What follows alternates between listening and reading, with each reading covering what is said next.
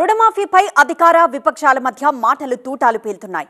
స్వాతంత్ర్యం వచ్చిన తర్వాత పెద్ద ఎత్తున ఈ కార్యక్రమాన్ని చేపట్టామని తెలంగాణ మంత్రి ఉత్తమ్ చెబుతుంటే అనేక మంది రైతులకు రుణమాఫీ జరగడం లేదని బీజేపీ ఎంపీ ఈటెల రాజేందర్ ఆరోపించారు. ఆ డైలాగ్ వార్ ఇప్పుడు చూద్దాం.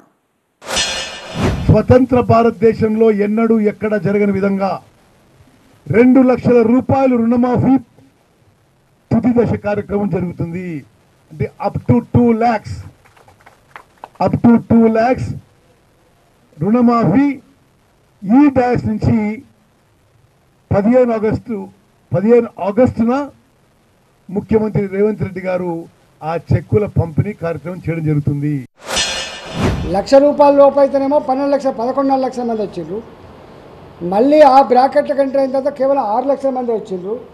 ఒకవేళ ఇది మళ్ళీ ₹2 లక్షల వరకు అంటే 3 లక్షలతో 4 లక్షలతో మొత్తం మీద కలిస్తే అల్లికి అల్లి సున్నకు సున్నా మొత్తం వీళ్ళు ఇచ్చేటువంటి రుణమాఫీ ఒక 22 లక్షలు 23 లక్షల మందికి ఇస్తారు కావచ్చు. అది కూడా ఇంకొక ఈ 12,000 కోట్లని ఇంకొక 3,000 కోట్లు అయితే 4,000 కోట్లు అయితే ఇస్తారు కావచ్చు తప్ప వీళ్ళు చెప్తున్నట్టుగా 34,000 కోట్ల రూపాయలని 49 లక్షల తేల్చడం అనేటువంటిది శుద్ధ అబద్ధం అని తేలిపోయింది.